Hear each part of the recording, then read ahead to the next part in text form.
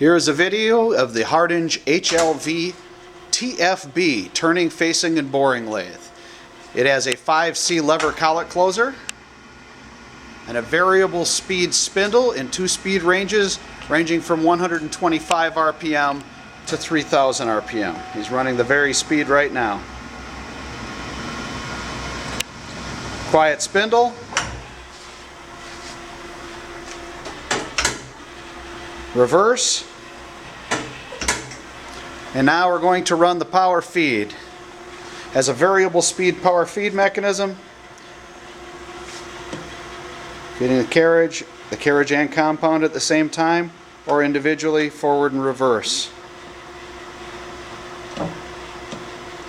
Has an Aloris quick change tool post, and the machine is equipped with an Accurite 3 2-axis digital readout on X and Z.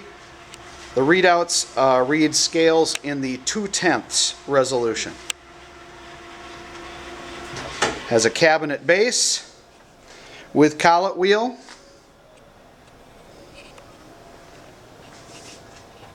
Machine is for sale at machinesused.com.